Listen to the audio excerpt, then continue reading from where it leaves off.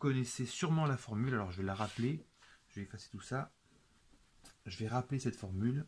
Le vecteur poids en newton, P égale la masse de l'objet multiplié par G. G, on prendra toujours 9,81 newton par kilogramme, des kilogrammes et des newtons. Formule à connaître. P égale M fois G. Donc mon vecteur poids, toujours un vecteur au point G, orienté vers le bas de mon sujet, P. Et pour le trouver, je multiplie la masse de mon objet par cette constante de la gravitation terrestre, 9,81 newton par kilogramme. Bon, pas besoin de beaucoup plus dire que ça. On le voit sur les éléments, les exercices à venir. On va arriver à notre dernière page de ce cours sur les actions mécaniques avec la notion de moment. Alors, un moment, c'est donc d'une force qu'on appelle aussi un couple.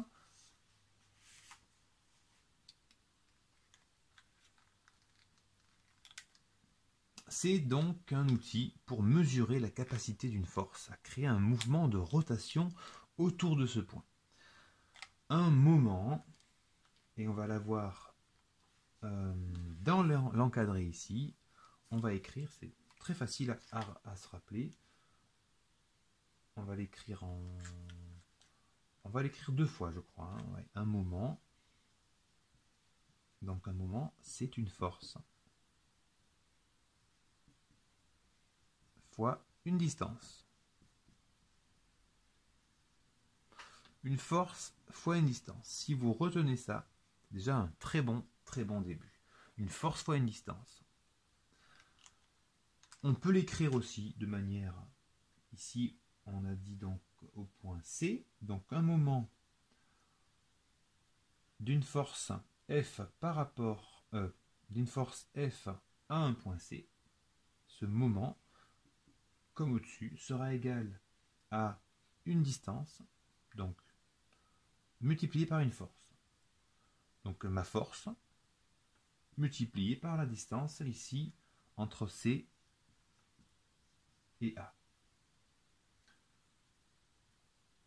Alors on le dessine sur la petite patate que j'ai dessinée. Voilà, vous avez une force ici, un point A, d'accord, un point C ici.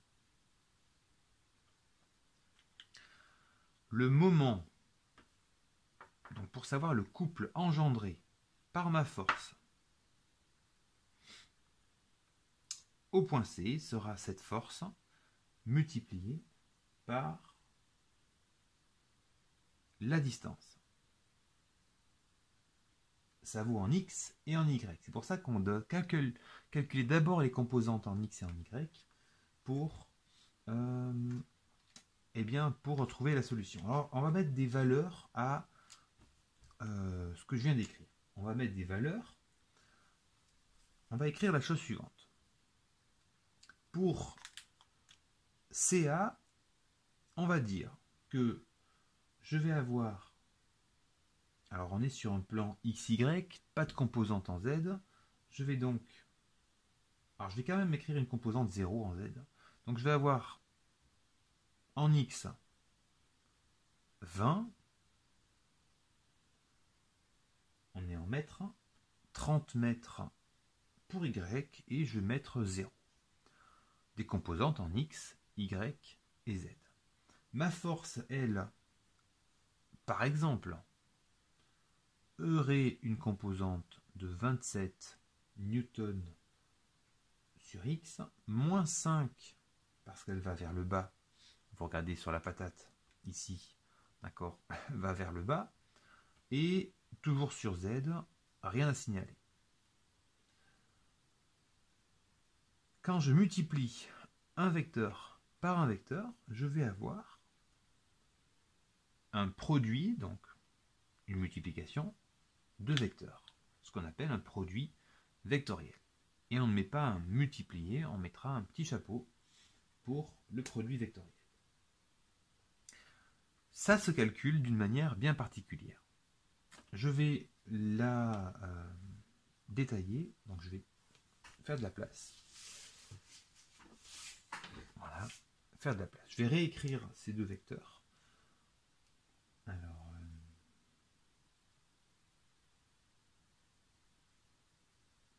CA, F. Donc on a dit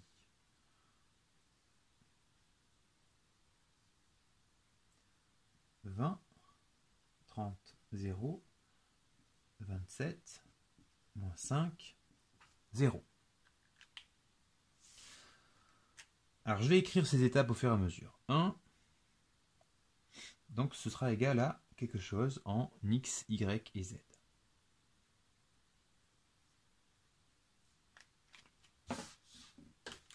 Alors, je ne sais pas encore combien ça vaut. X, y et z. Mais à la fin, j'aurai ça. Première étape. Pour trouver x,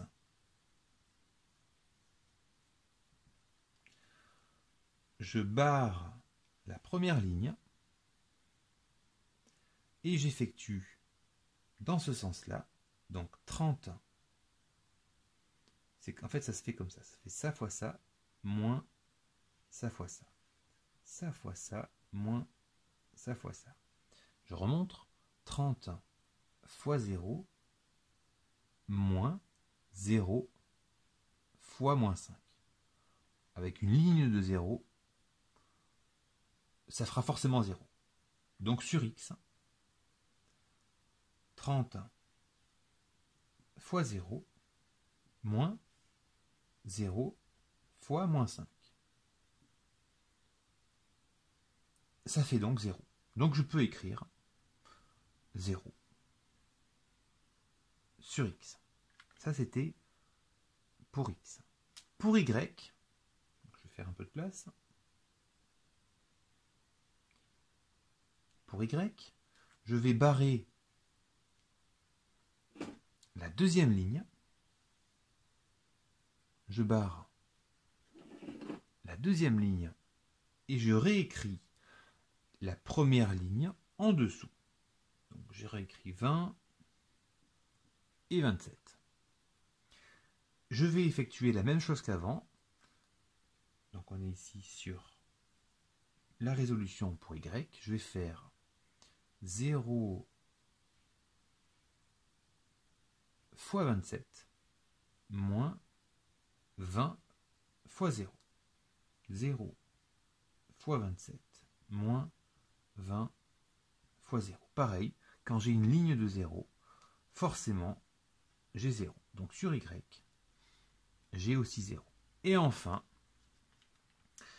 pour trouver la composante sur z, et c'est là que je vais avoir quelque chose à calculer, je vais prendre les deux lignes qui sont barrées et je vais faire le produit. Donc je vais faire pareil, je vais faire diagonale 20 fois moins 5, 20 fois moins 5, moins 30 fois 27.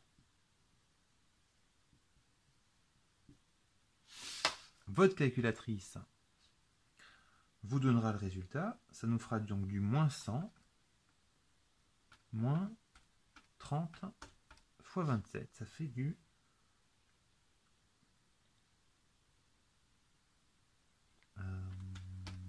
30 fois 27, moins 100, moins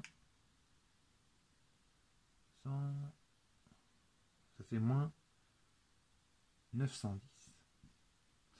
Donc sur Z, je vais avoir un couple de moins 910 newton-mètres. Ce qui est immense, mais on a pris quand même des valeurs en mètres avec des forces immenses exercées en mètres, des valeurs en mètres pardon, sur le vecteur position et sur une force aussi avec des composantes importantes. Donc voilà, c'était notre exemple d'une résolution d'un produit vectoriel. Ça termine notre cours sur ce chapitre et je vous encourage à vous référer aux exercices déjà résolus pour avoir quelque chose de plus compréhensible pour bien asseoir vos connaissances. Merci de votre attention. Si vous avez une remarque, une question, j'y répondrai volontiers.